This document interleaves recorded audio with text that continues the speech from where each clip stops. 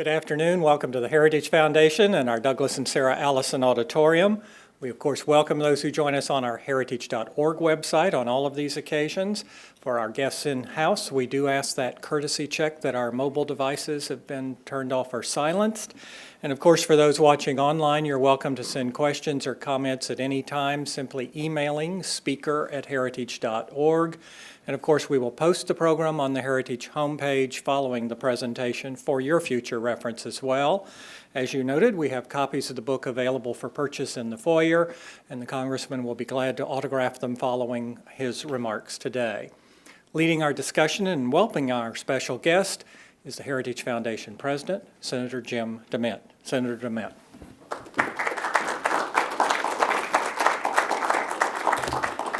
Thank you. Thank you, John, and thank all of you for being here, all of you watching online. And I'm really excited to introduce Ken Buck today and let him talk a little bit about this book, Drain the Swamp, which I guess President Trump made famous, talking about draining the swamp. I first met Congressman Buck a number of years back. He was running for the Senate. I had a chance to go out and campaign with him in Colorado, and I knew right away he was a man who told it like it is. He was willing to stand up, and you never really know until folks get to Washington. I saw a lot of brave campaigning folks who came to Washington. It wasn't too long before they just didn't seem quite as brave anymore. But Congressman Buck has not only been brave, but he's been thoughtful, and he's been constructive, and I still have a chance to meet with him regularly. But Drain the Swamp is really a good book. I had a chance to participate in some of the looking over the drafts and writing a foreword for it. And it is interesting that Washington started out as a swamp. A lot of fill in here, but it was not a very fun place to come and be in Congress or in government at all during the summer with the mosquitoes and malaria, and it was a rough place. It's not so much of a watery swamp anymore, but it is certainly a swamp when you look at what's going on here. And the really interesting thing about this book is it's a perspective of someone new coming in, of what they expected and what's really here. And as it says, it's really worse than you think if you look at the book. And I was startled coming as a businessman at age 47 years old and had never been in politics, very idealistic and a little bit naive. Once I got on the inside and saw what folks in both parties were really working on, it was somewhat disturbing. But the best way to fix it is to expose it. I think we've got some folks now in the administration and in Congress who are willing to help change it. You know, we've often said that people come up here threatening and promising to drain the swamp, only to find out after a few months it feels just like a hot tub, and you don't really want to go home. You want to stay as long as you can, and unfortunately that's what we call drinking the Kool-Aid. But Ken Buck's a great friend. He's actually a great author, and I think the country is going to love this book. And Ken, come tell a little bit about it.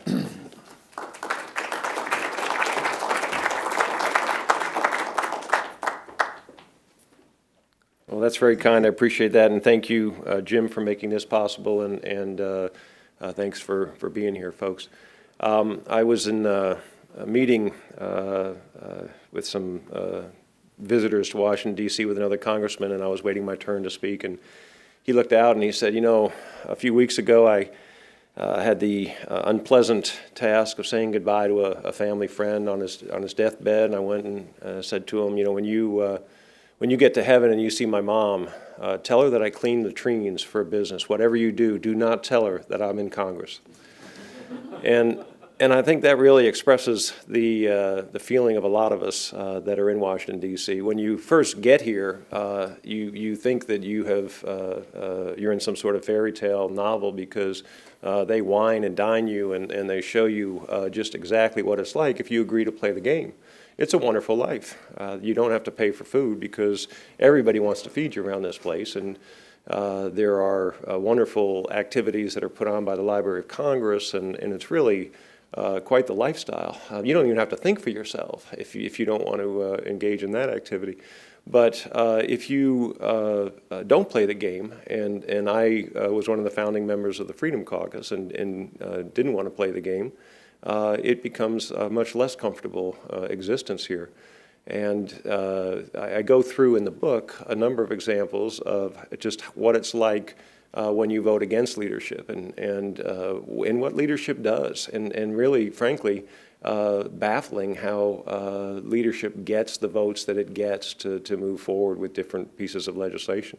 I talk about the Trade Promotion Authority and how the Freedom Caucus voted against the Trade Promotion Authority. And we had this absolutely outrageous request that instead of giving President Obama, who had just negotiated the Iran deal, instead of giving him just an up or a down on whatever trade treaty he brought before Congress, we wanted to be able to frame the issues that he was able to negotiate. So what we were asking for was to prevent President Obama from putting into a trade treaty something that limited our economy through environmental regulations or labor regulations. And leadership was opposed to that. So when we voted against the rule, there was punishment. I was the president of the freshman class. They went after me as president of the freshman class. They took Mark Meadows' subcommittee chairmanship away from him. They kicked people off the whip team. There was clearly a retaliation, a message sent to Republicans in the House. But then we had a debate over the Export-Import Bank. And Chairman Hensling, to his credit, was holding up the reauthorization of the Export-Import Bank in his Financial Services Committee. And so a discharge petition was filed, which would have taken it out of committee and put it on the floor. Now, signing a discharge petition is every bit as bad as voting against the rule in the eyes of leadership, and you're told that when you get to Congress. But because when you vote for a discharge petition to reauthorize the Export-Import Bank, you are actually signing something that will help special interests in this town. You are signing something that will end up spending more money in this town, that will end up risking taxpayers. That's okay. There was no punishment for those folks who signed the discharge petition, only for those folks who voted against the rule. So the rules apply in a very special way.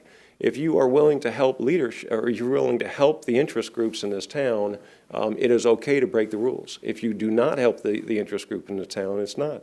One of the things that I found startling when I got here was that you have to pay dues to be on a committee.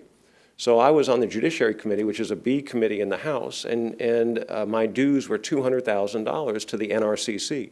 So you pay dues to a private partisan organization to serve in the government. Now, most people, if you gave somebody in the government money to get a favor from somebody in the government, you would be, I hope, charged and convicted for a crime. But on Capitol Hill, that's the norm. I'm now on the Rules Committee, which is considered an A committee, and my dues are $450,000. That's not chump change. You know, if you told me I owed $2,000 or $3,000, that'd be one thing. I could go into my campaign and pay that. But $450,000 means that a member has to hold receptions in Washington, D.C. Who comes to those receptions with checks? Lobbyists, special interests that want something in return. So there is a game that goes on that you owe the party money, and you are expected to vote with the chairman, and you are expected to help special interest groups in Washington, D.C. I'm fortunate. We have groups in Colorado of private individuals that will help pay those dues. Most people aren't that fortunate. They hold those receptions, and the outcome isn't pretty. It's one reason, and one of the primary reasons I think we have the deficit that we have. There is no incentive to take a hard vote in this town. There is a disincentive. You've got to answer to the American public on why you felt this program should be cut. There is an incentive to spend more money. And the result is $20 trillion in debt and $100 trillion of unfunded liabilities. And so in the book, I list very specific ways that we need to change the incentives that we have in Congress. I talk about in the book what we call pay-fors. When we have new spending, we have to find ways to pay for that new spending program. So we can raise taxes, which is unlikely to happen. Or we can cut a program, or in the case of Congress in the last few years, we can make something up. And when we make something up, all of those are called pay-fors. But the things that we make up are absolutely amazing. So we pass a transportation bill, and in that transportation bill, we say that we're going to sell oil in the Strategic Petroleum Reserve to pay for that transportation bill. Now, what's fascinating about that is the average price that oil was purchased at was $76. The price when we sold that oil was $48. Only in government is that considered a profit. So they take that profit and they pay for the transportation bill. The problem, one of the problems is that that barrel of oil that was used in the transportation bill as a pay-for was already sold twice before. In the budget that was passed earlier that year, that barrel of oil was listed as one of the pay-fors to reduce the budget, to get everybody to vote for the budget. So in government, you can, again, if Enron did this, there would be indictments, and there were. And when the government does it, the American people say, oh, it's okay, it's paid for. Well, if everything's been paid for so long, how did we get $20 trillion of debt? It's just nonsense. And one of the bills that I just recently dropped would ask the Office of Management and Budget to do an annual report to Congress so that it's available to the American people on how much revenue did those pay-fors generate. It's a great idea, and I wasn't the first one to think of it, but I was the first one to drop the bill because nobody wants to know how much revenue those pay-fors generated or didn't generate because they didn't generate money and they didn't pay for the programs that they are supposedly paying for. So I try to go into great detail and in conversations with other folks and listening in meetings, and I try to give the American public the specifics. Before I got here, I knew that D.C. was broken. I didn't know the specifics, and I'm hoping that by giving the American public the specifics, we actually have an effort out there, just like Heritage with the Sentinel program and other organizations are trying to make sure that people are aware of what's going on so that we can have changes. In this town, we need a balanced budget amendment. We need term limits. Senator McConnell has said that any term limit bill will not be heard on the floor of the Senate. That seems to me to be a great reason to term limit somebody. It's going to happen only if enough Americans make it happen, and if it won't happen inside the dome, it's got to happen outside the dome with a convention of the states. And I hope that somehow through this book, through other efforts, through great organizations like Heritage Foundation, we inform the American public about what's going on and we make the changes that are necessary. I would love to answer some questions if anybody has any questions. Yes, sir. So what happens if you don't contribute $200,000? I tell a story in the book about my law school classmate and good friend Cynthia Lummis. She was the congresswoman from Wyoming for 10 years, and she was placed on the Appropriations Committee and was expected, and I don't know what the dues were that year, but she was expected to pay. And she voted against a number of the what's called the chairman's marks. And there's a story in there that she told me about. She wasn't given the documentation before the vote, and so after she voted, she took the documentation back with her, and a staffer literally chased her. And then when she wouldn't give it back to the staffer, a cardinal, a subcommittee chair, used foul language on the floor of the House to get that document back from her because it was so dangerous to have the facts out there and to have a member read the facts before she was voting on the facts. But she had her travel privileges taken away. She was supposed to go on a foreign trip. She wasn't allowed to go on the foreign trip. That happened to Representative Steve King from Iowa. It's happened to Mark Meadows. It's happened to other people when they haven't voted the right way. But she also couldn't raise her dues because when she would hold receptions, she had voted against the chair. The chair put the word out that people should not go to her reception, should not pay her dues. She couldn't pay her dues, and she self-selected off of Appropriations Committee.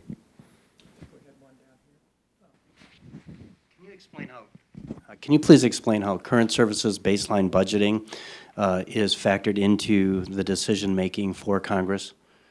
So how baseline budgeting is Factored in. Sure. So the budget increases no matter what, and trying to find the real number is the challenge in Congress. But again, I explain in the book, and I want to go off on a little bit of a tangent here. The budget, and I heard this term over and over again, and I don't know if they used the same term when Senator DeMint was in the House or not, but they call it an aspirational document. So the aspirational document is that we're going to balance the budget in 10 years. And so I was whipped on the floor. I was asked how I was going to vote on the budget, and I said, I'm going to vote no. And the member who was on the whip committee said to me, but Ken, it balances in 10 years. And I said, how long have you been here? And he said, 12 years. And I said, did they tell you 12 years ago that it would balance in 10 years? And he looked at me and he said, you're right, it never balances. That was the whip team. That was the best they could do in their argument. So we have a system that generates a certain percentage of increase no matter what every year as part of the budget. But the budget is a meaningless document. All the budget does is set a cap for that particular year's appropriations, or at least it's supposed to set a cap. Somebody from the Budget Committee came and told me that we were $80 billion over the cap within 5 months of passing the budget in the discretionary, only the discretionary area. And so again, when you talk about an aspirational document, some people aspire to $20 trillion of debt. There are others of us who aspire to far less than that. And so I find it really offensive that someone says that it is an aspirational document. We have done a very poor job in what we aspire to in this country.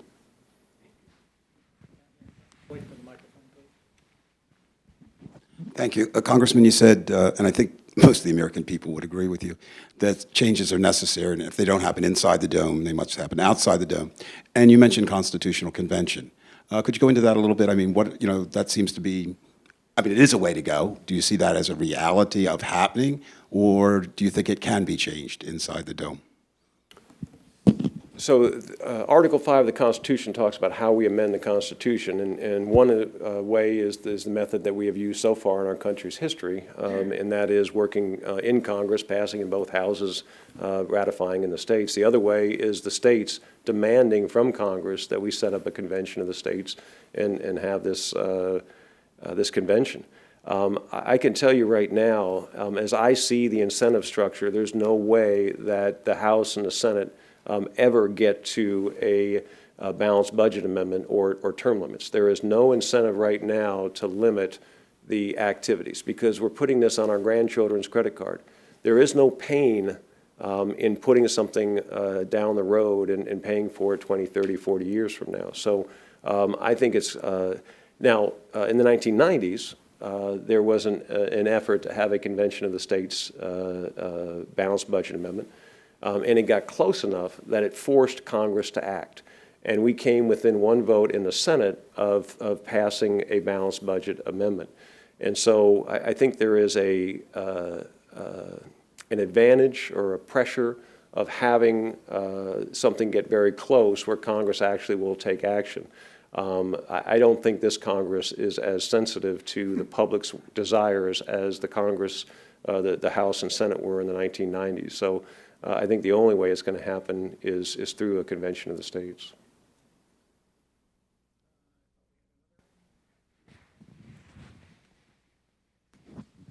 Good afternoon, Congressman. There's a lot of negative messaging about the Freedom Caucus from your cohorts in Congress. And I'd like to ask you, that oftentimes their message gets back to their constituents and they're able to send the message to them that the Freedom Caucus is bad and that they're impeding progress and they're limiting the process in Washington. How do you combat that criticism, and how do you get your message to the people in grassroots America? So part of it is just plain jealousy. They can't get into the Freedom Caucus, so they want to badmouth the Freedom Caucus. That which you can't be a member of, you don't like. But you know, it's interesting when you look at this last health care bill, there were more moderates, more liberal Republicans who walked away from the health care bill than there were conservative Republicans opposing it. the Speaker and the President had made the health care bill more conservative as time went on, and some of us in the Freedom Caucus started to get on board. Some didn't. But the Freedom Caucus took the abuse for that. The Freedom Caucus went out in front of the cameras and said, this bill needs to get better before the Freedom Caucus as a group agrees to support this. And any time you stand up in Washington, D.C., you're going to take some hits. And I think I'm proud of the fact that I'm part of the Freedom Caucus. I'm proud of the fact that the Freedom Caucus is willing to take hits. It's easy to run for re-election if you never do anything bad. That doesn't mean you have to actually do something good. It just means you don't have to do something bad. And so the way to avoid doing bad things is to do nothing. And this country has too many problems to do nothing. We've got to do good things. We've got to undo 8 years of overspending and overregulation and sending the wrong message to the world about the role of America in the world. And so I think with this administration, with the Senate, the House has to make sure that we pass strong legislation. We know that when we pass something from the House, it's going to get watered down in the Senate. It will never be as conservative as it is when it leaves the House. So it has to be as conservative as possible when it leaves the House so that when it finally is signed by the President, it is a more conservative bill. That's the role of the House. The Freedom Caucus is the conscience of the House, and it's also the backbone of the House. Without the Freedom Caucus, the House is an amoeba, and it will be pushed around and will avoid discomfort, but it is really a group of people that will vote their self-interest and not what America needs. Do we have an additional? Down front? How much more time do you? Okay, great. Last question. Hi, I'm Bob Carlstrom. I was privileged to serve in the Reagan OMB. Looking ahead at what our president intends to do in terms of reorganization of the executive branch, reducing, eliminating obsolete programs and that sort, how is, and I commend you, by the way, on the courage in your book and the position you've taken, ultimately, those issues are going to come back to Congress in terms of eliminating this agency, that program, and all those constituencies will come out of the woodwork to try to save them. How do you deal with that, or do you deal with that in expectation in your book? So first of all, when the program was announced yesterday by my friend Mick Mulvaney, the director of the Office of Management and Budget, he called it Drain the Swamp. I was very appreciative of having that little plug in there. Yeah, I think that a lot of us sleep better knowing that we are able to cut agencies and send those functions back to the states and local communities. It was amazing when the president put out a budget a few weeks ago. I was on one of the shows, I forget which one, but they were asking me about how does it feel to cut Meals on Wheels? What a question. I feel terrible. Old folks won't be eating, and that's just a disaster. The truth is that before Meals on Wheels, churches provided programs and other charities provided programs for seniors, especially shut-in seniors. And then as they needed help in recessions and hard times, local communities stepped forward and provided meals in that situation. It was only when someone in Congress thought, well, I bet you I could get some votes if I got a grant for one of these agencies to provide meals. And then we went to, well, we don't trust these agencies to provide meals. We're going to give grants to local governments to provide meals. And so this whole structure was set up to get votes for somebody by giving away another generation's money. And, I have no problem at all with going back to my constituents and saying, we have just saved your grandchildren some money. And I think it's really important that as a Congress, we understand that there is a role for government. It's set out by our founding fathers in the Constitution, and we should limit ourselves to that role. Folks, thank you very much for your time today. I very much appreciate you being here.